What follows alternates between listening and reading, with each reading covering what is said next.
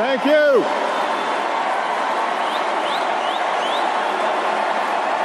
Thank you. Thank you. Thank you. Thank you so much. Thank you, everybody. Thank you. Thank you. Thank you so much, everybody. Thank you. Thank you. Thank you, everybody.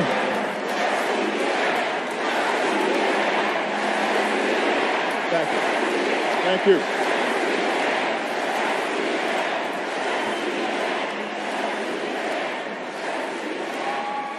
Thank you so much, everybody.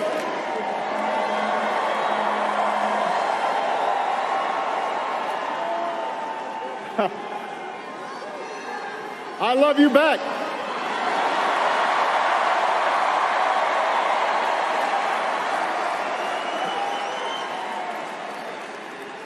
Hello, America. Hello, Democrats.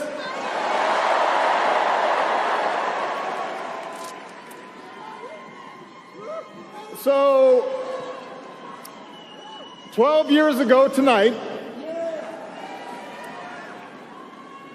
I addressed this convention for the very first time. You met my two little girls, Malia and Sasha, now two amazing young women who just fill me with pride. You fell for my brilliant wife and partner, Michelle.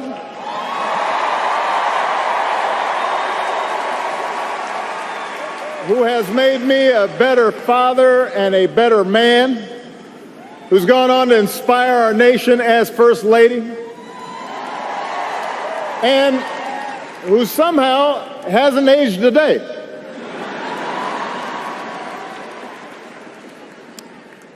I know, the same cannot be said for me. My girls remind me all the time, wow, you've changed so much, Daddy. And then they try to clean it up. Not bad, just more mature. And it's true. I was so young that first time in Boston. And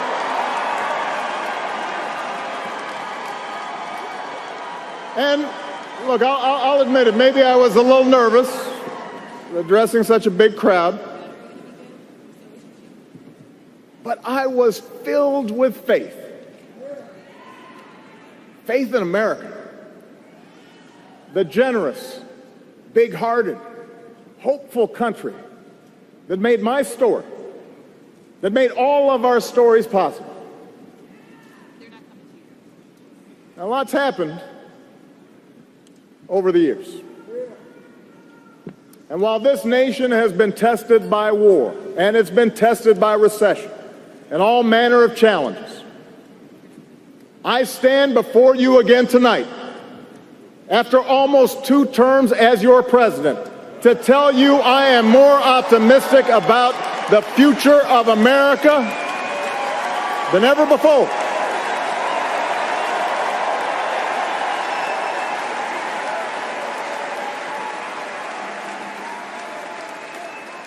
How could I not be? After all that we've achieved together,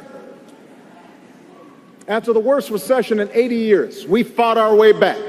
We've seen deficits come down, 401ks recover, an auto industry set new records, unemployment reach 8-year lows, and our businesses create 15 million new jobs. After a century of trying, we declared that health care in America is not a privilege for a few, it is a right for everybody.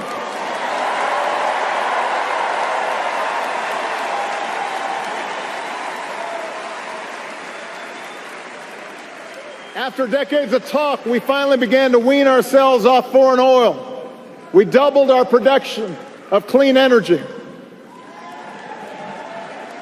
We brought more of our troops home to their families.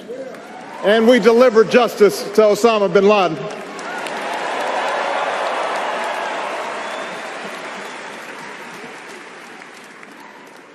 Through diplomacy, we shut down Iran's nuclear weapons program. We opened up a new chapter with the people of Cuba, brought nearly 200 nations together around a climate agreement that could save this planet for our children.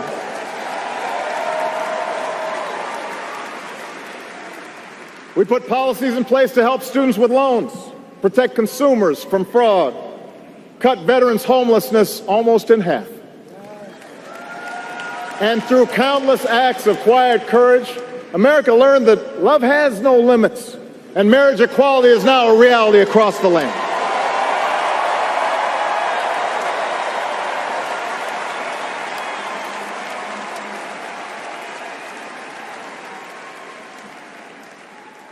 By so many measures, our country is stronger and more prosperous than it was when we started. And through every victory and every setback, I've insisted that change is never easy and never quick, that we wouldn't meet all of our challenges in one term or one presidency or even in one lifetime.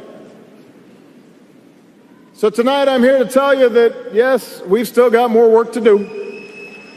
More work to do for every American still in need of a good job or a raise, paid leave or a decent retirement, for every child who needs a sturdier ladder out of poverty or world-class education, for everyone who has not yet felt the progress of these past 7.5 years.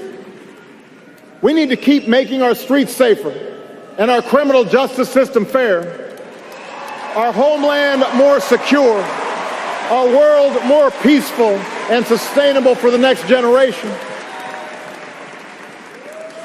We're not done perfecting our union or living up to our founding creed, that all of us are created equal. All of us are free in the eyes of God.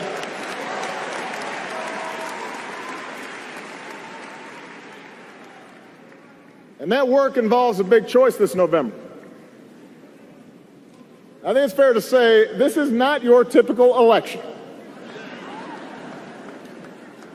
It's not just a choice between parties or policies, the usual debates between left and right. This is a more fundamental choice about who we are as a people and whether we stay true to this great American experiment in self-government. Look, we Democrats have always had plenty of differences with the Republican Party, and there's nothing wrong with that. It's precisely this contest of ideas that pushes our country forward.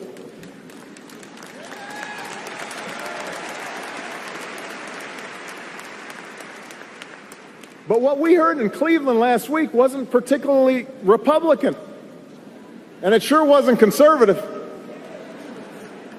What we heard was a deeply pessimistic vision of a country where we turn against each other and turn away from the rest of the world. There were no serious solutions to pressing problems, just the fanning of resentment and blame and anger and hate. And that is not the America I know. The America I know is full of courage and optimism and ingenuity. The America I know is decent and generous. Sure, we have real anxieties about paying the bills and protecting our kids, caring for a sick parent. We get frustrated with political gridlock and worry about racial divisions. We are shocked and saddened by the madness of Orlando or Nice. There are pockets of America that never recovered from factory closures. Men who took pride in hard work and providing for their families who now feel forgotten. Parents who wonder whether their kids will have the same opportunities that we had. All of that is real. We are challenged to do better, to be better. But as I've traveled this country, through all 50 states, as I've rejoiced with you and mourned with you, what I have also seen more than anything is what is right with America. I see people working hard and starting businesses. I see people teaching kids and serving our country. I see engineers inventing stuff, doctors coming up with new cures. I see a younger generation full of energy and new ideas, not constrained by what is, ready to seize what ought to be.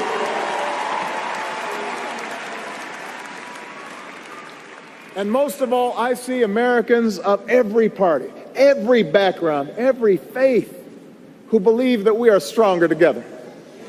Black, white, Latino, Asian, Native American, young, old, gay, straight, men, women, folks with disabilities, all pledging allegiance under the same proud flag to this big, bold country that we love. That's what I see. That's the America I know. And there is only one candidate in this race who believes in that future, has devoted her life to that future, a mother and a grandmother who would do anything to help our children thrive. A leader with real plans to break down barriers and blast through glass ceilings and widen the circle of opportunity to every single American, the next president of the United States, Hillary Clinton.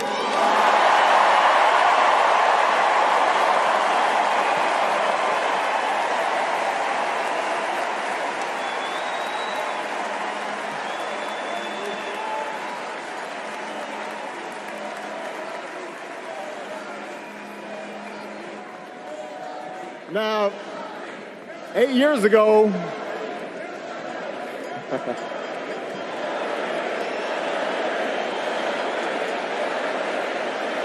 that's right.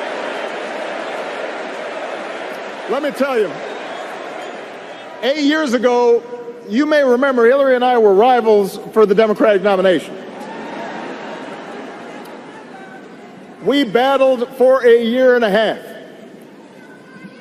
Let me tell you, it was tough, because Hillary was tough. I was worn out. She was doing everything I was doing, but just like Ginger Rogers, it was backwards in heels.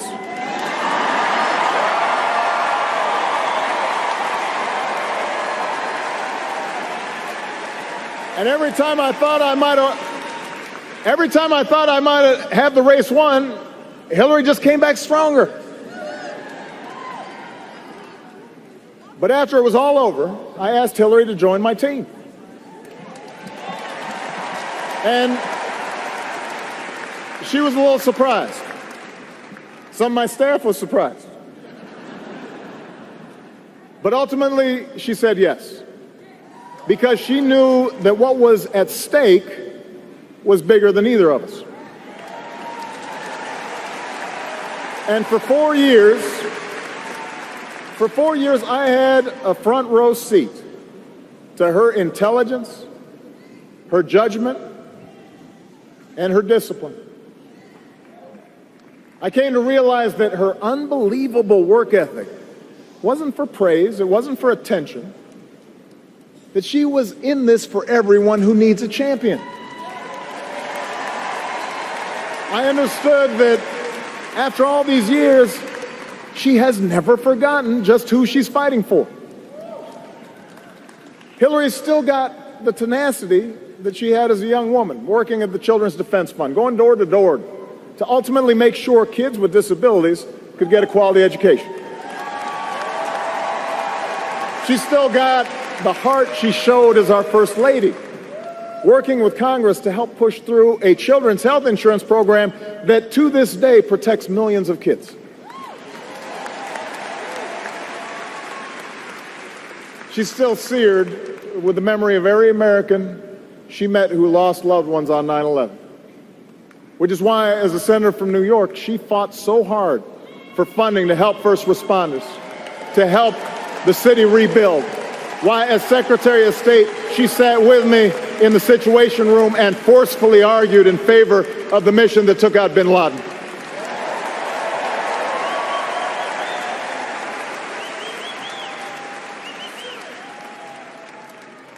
You know, nothing truly prepares you for the demands of the Oval Office. You can read about it, you can study it, but until you've sat at that desk, you don't know what it's like to manage a global crisis or send young people to war. But Hillary's been in the room. She's been part of those decisions. She knows what's at stake in the decisions our government makes. What's at stake for the working family, for the senior citizen, or the small business owner, for the soldier, for the veteran.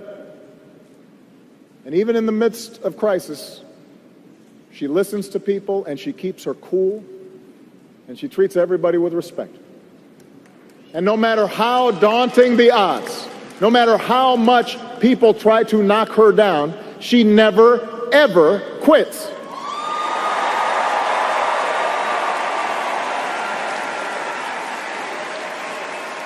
That is the Hillary I know. That's the Hillary I've come to admire.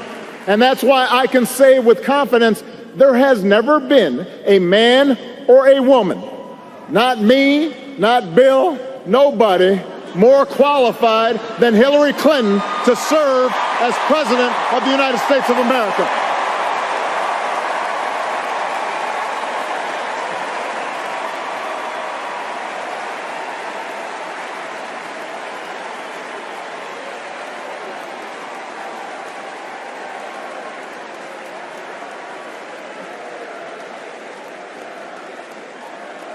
I hope you don't mind, Bill, but I was just telling the truth, man. And by the way, in case you're wondering about her judgment, take a look at her choice of running mate. Tim Kaine is as good a man, as humble and as committed a public servant as anybody that I know. I know his family. I love Ann. I love their kids. He will be a great vice president. He will make Hillary a better president, just like my dear friend and brother Joe Biden has made me a better president.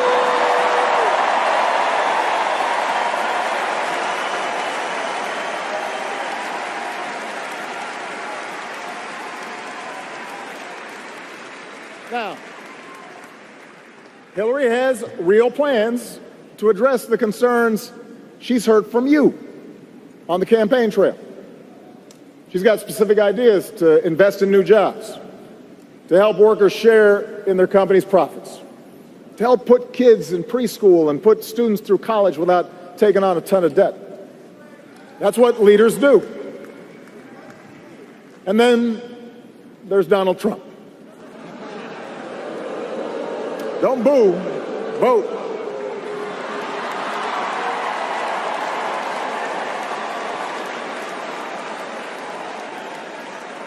Yeah, the Donald is not really a plans guy. He's not really a facts guy either.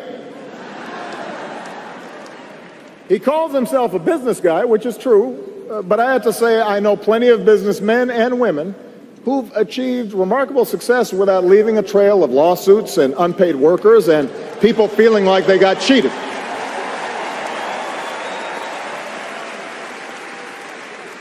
Does anyone really believe that a guy who spent his 70 years on this earth showing no regard for working people is suddenly going to be your champion, your voice? If so, you should vote for him. But if you're someone who's truly concerned about paying your bills, if you're really concerned about pocketbook issues and seeing the economy grow and creating more opportunity for everybody, then the choice isn't even close. If you want someone with a lifelong track record of fighting for higher wages and better benefits and a fairer tax code and a bigger voice for workers and stronger regulations on Wall Street, then you should vote for Hillary Clinton.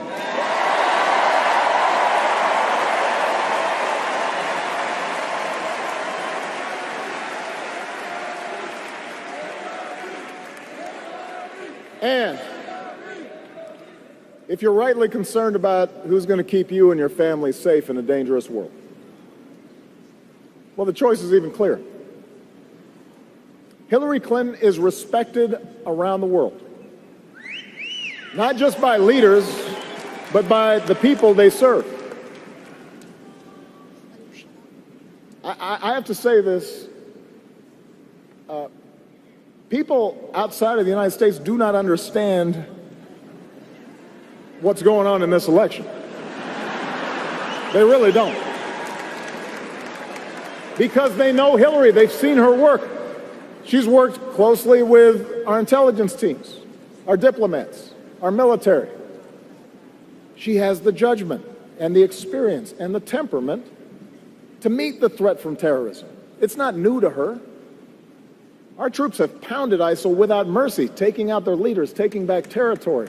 And I know Hillary won't relent until ISIL is destroyed. She will finish the job. And she will do it without resorting to torture or banning entire religions from entering our country. She is fit and she is ready to be the next commander-in-chief.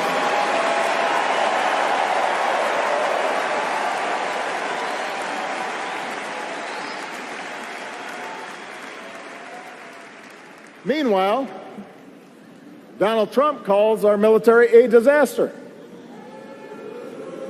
Apparently, he doesn't know the men and women who make up the strongest fighting force the world has ever known.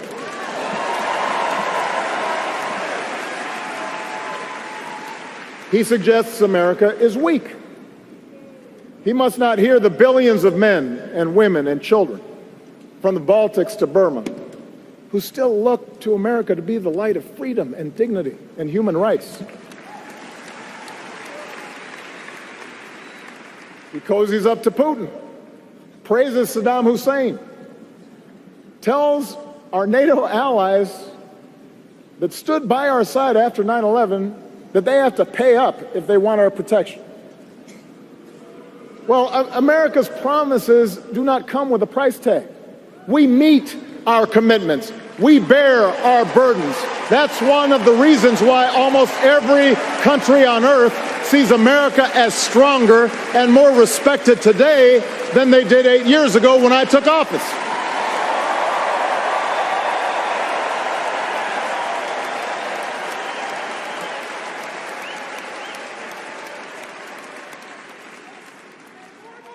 America is already great. America is already strong. And I promise you, our strength, our greatness, does not depend on Donald Trump. In fact, it doesn't depend on any one person. And that, in the end, may be the biggest difference in this election.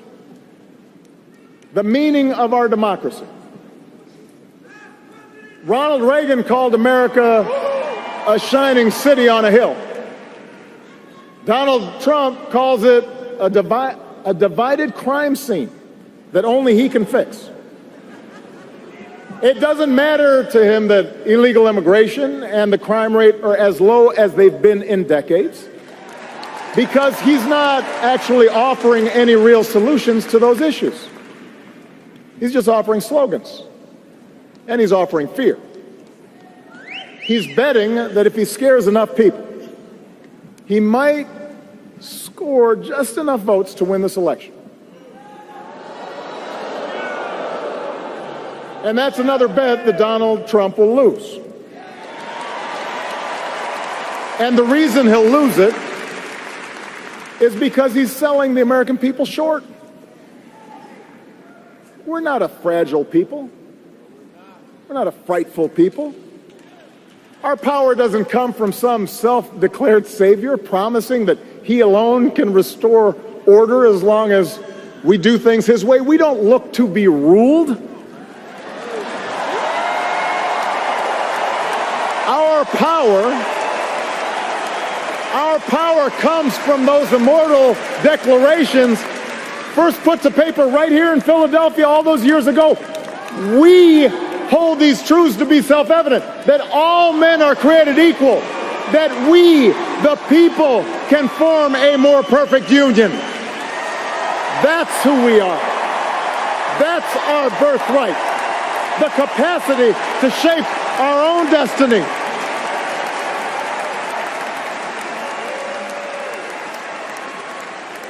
That's what drove patriots to choose revolution over tyranny, and our GIs to liberate a continent. It's what gave women the courage to reach for the ballot, and marchers to cross a bridge in Selma, and workers to organize and fight for collective bargaining and better wages.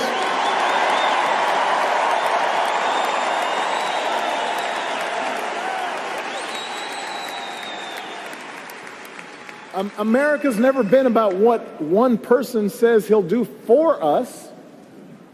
It's about what can be achieved by us together through the hard and slow and sometimes frustrating, but ultimately enduring work of self-government.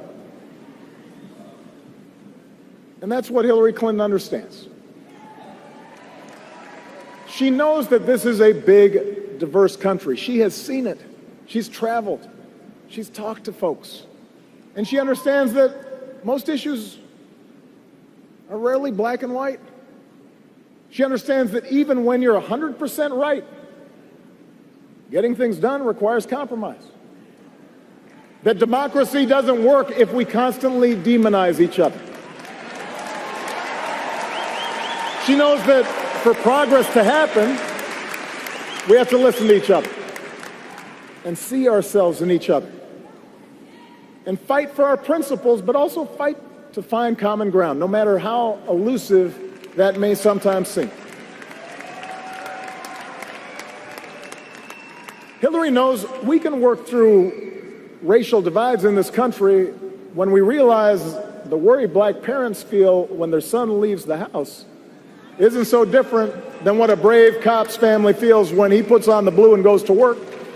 That we can honor police and treat every community fairly. We can do that.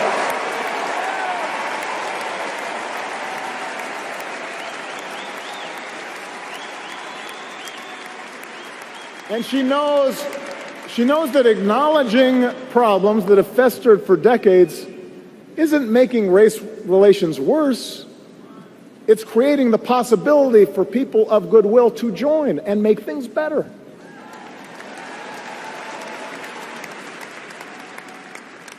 Hillary knows we can insist on a lawful and orderly immigration system while still seeing striving students and their toiling parents as loving families, not criminals or rapists.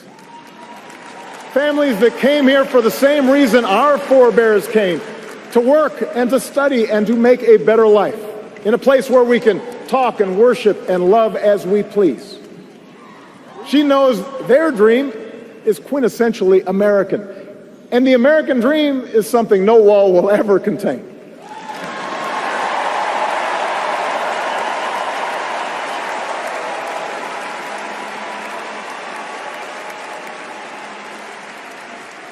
These are the things that Hillary knows. It can be frustrating, this business of democracy. Trust me, I know. Hillary knows too. When the other side refuses to compromise, progress can stall. People are hurt by the inaction. Supporters can grow impatient and worry that you're not trying hard enough, that you've maybe sold out. But I promise you, when we keep at it, when we change enough minds, when we deliver enough votes, then progress does happen. And if you doubt that, just ask the 20 million more people who have health care today.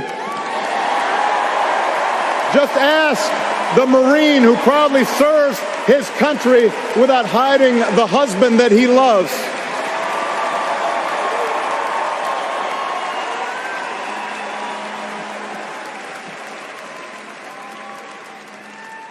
Democracy works, America, but we got to want it. Not just during an election year, but all the days in between.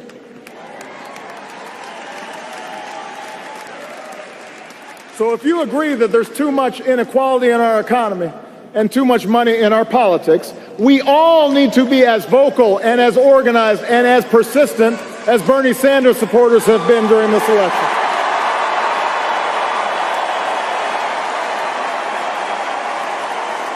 We all need to get out and vote for Democrats up and down the ticket, and then hold them accountable until they get the job done.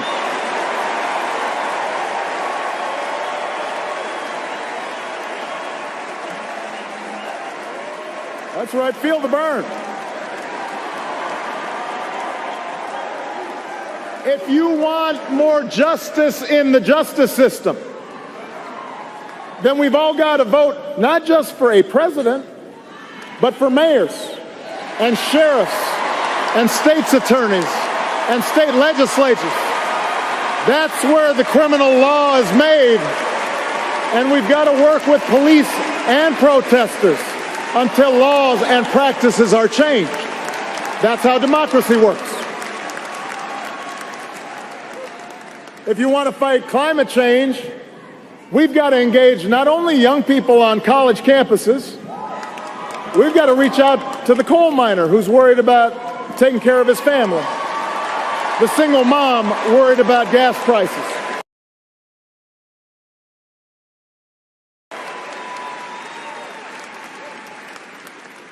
If you want to protect our kids and our cops from gun violence, we've got to get the vast majority of Americans, including gun owners who agree on things like background checks, to be just as vocal and just as determined as the gun lobby that blocks change through every funeral that we hold.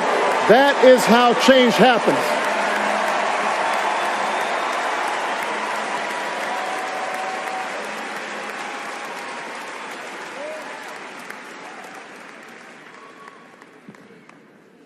Look, Hillary's got her share of critics. She has been caricatured by the right and by some on the left. She has been accused of everything you can imagine and some things that you cannot. But she knows that's what happens when you're under a microscope for 40 years.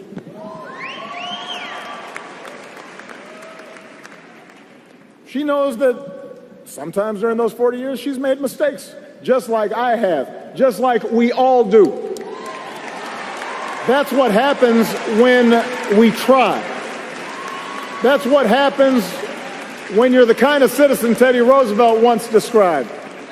Not the timid souls who criticize from the sidelines, but someone who is actually in the arena, who strives valiantly, who errs, but who at the best knows in the end the triumph of high achievement. Hillary Clinton is that woman in the arena. She's been there for us, even if we haven't always noticed. And if you're serious about our democracy, you can't afford to stay home just because she might not align with you on every issue. You've got to get in the arena with her, because democracy isn't a spectator sport. America isn't about, yes, he will. It's about, yes, we can. And we're going to carry Hillary to victory this fall because that's what the moment demands.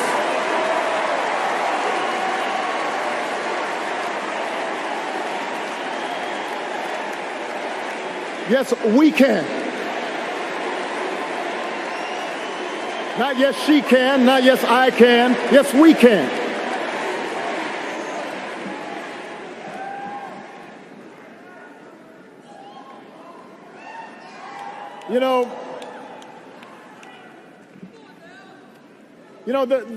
There's been a lot of talk in this campaign about what America has lost.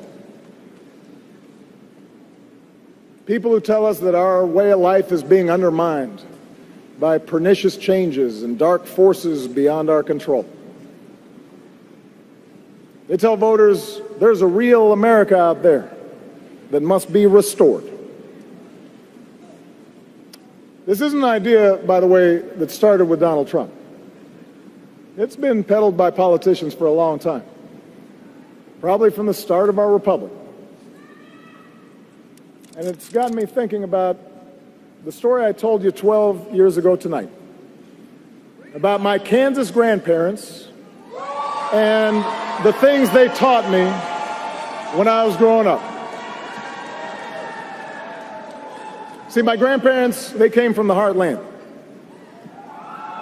Their ancestors began settling there about 200 years ago. I don't know if they had their birth certificates, but they were there.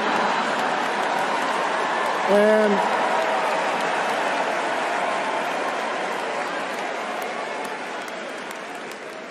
they were Scotch-Irish mostly.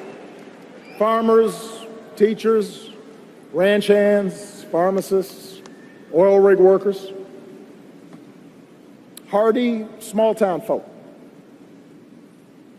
Some were Democrats, but a lot of them, maybe even most of them, were Republicans. Party of Lincoln. And my grandparents explained that folks in these parts, they didn't like show-offs. They didn't admire braggarts or bullies.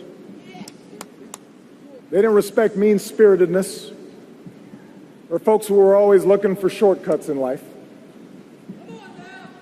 Instead, what they valued were traits like honesty and hard work, kindness, courtesy, humility, responsibility, helping each other out. That's what they believed in. True things. Things that last. The things we try to teach our kids. And what my grandparents understood was that